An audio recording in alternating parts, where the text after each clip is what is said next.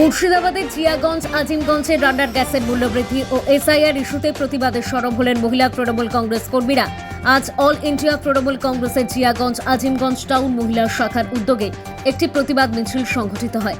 মিছিলটি অনুষ্ঠিত হয় জিয়াগঞ্জ আজিমগঞ্জ এলাকায়।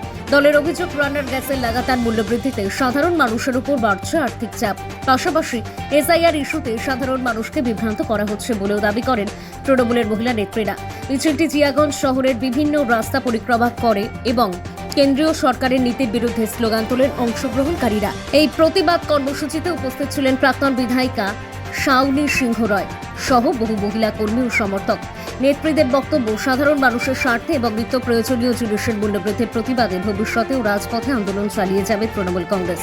মুর্শিদাবাদ থেকে মুন্তাকিম শেখের রিপোর্ট, এম বাংলা নিউজ। প্রথমে আজকে বিশ্ব নারী দিবস। পৃথিবীর সমস্ত নারীদের একজন নারী হিসাবে আমি ধন্যবাদ এবং তাদের সশ্রদ্ধ প্রণাম কৃতজ্ঞতা জানাই এবং ওপরওয়ালার কাছে প্রার্থনা করি সব নারী তার নিজ মর্যাদা নিয়ে মাথা উঁচু করে বেঁচে। আপনারা সবাই জানেন যে বাংলার বুকে এসআইআরকে সামনে রেখে 64 লক্ষ মানুষের ভবিষ্যৎ আজকে ঝুলছে কেবলমাত্র বিজেপিকে বাংলার মসনদে বসতে হবে বলে। দিদি মমতা ব্যানার্জি, আমার নেতা অভিষেক বন্দ্যোপাধ্যায় যারা রাস্তায় নেমেছে, আজকে অবস্থান দিনের পর দিন অবস্থান চলছে, কিন্তু এখনো পর্যন্ত কোনো সুরাহার হয়নি। তারই মাঝে যেখানে বাংলার নারীরা চিন্তিত, কারোবার স্বামীর নাম বাদ গেছে, কারোবার ছেলের নাম বাদ গেছে, কারোবার নিজের নাম বাদ গেছে অ্যাডজুডিকেশনে, মানুষ মারা যাচ্ছে এই চিন্তায় করে তারই মধ্যে গ্যাসের দাম আজকে আকাশ ছোঁয়া 60 টাকা বাড়িয়ে দেওয়া হলো। এর আগেই এপ্রিল মাসে কিছু টাকা বাড়ানো হয়েছিল। তাই আজকে নারীরা তারা যে রান্না করবে সেই রান্না কোথা থেকে টাকা আসবে তার জন্য চিন্তিত। আজকে দ্রব্যমূল্যের বৃদ্ধি করছে সব দিক থেকে, একদিকে পারিবারিক চিন্তা, আরেকদিকে অর্থনৈতিক চিন্তা।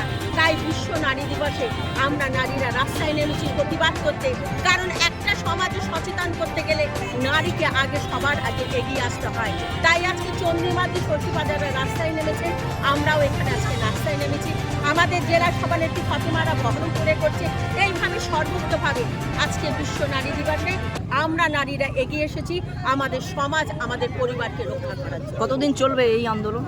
এটা তো আজকে চলেছে, আবার আগামী দিন যেরকম নির্দেশ আসবে সেভাবে আন্দোলন। আচ্ছা, এই যে জিয়াগঞ্জ আজিমগঞ্জ টাউনের যে মহিলারা নেমেছে আজকে রাস্তায়, সবার ড্রেস কোড দেখলাম কালো, সেটা একটু যদি বলতেন। দেখুন, আজকে আমাদের এখানে যে র্যালি হলো, বোন রাখিমানি এখানকার টাউনের প্রেসিডেন্ট, আমার সঙ্গে আমার অনিমাদি কাউন্সিলর আছেন, আমাদের রিয়া আছে, নিবেদিতা আছে, আমাদের মহিলা নেত্রী অনিমা আছে, মৌসুমী আছে, আরও অনেকে আছে যাদের সবার নামে বলতে পারলাম না। সবাই মিলে আমরা আজকে মিছিল করেছি।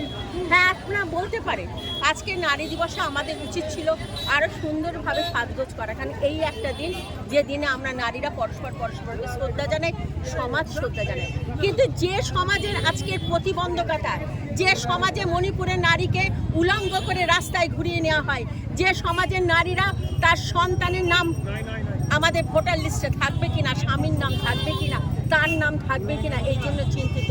যে সমাজের নারীরা আজকে গ্যাসের দাম হু হু করে বাড়ছে, মাথায় হাত দিয়ে বসেছে যে কীভাবে রান্না করব, এত চিন্তার মধ্যে আনন্দ আসে না।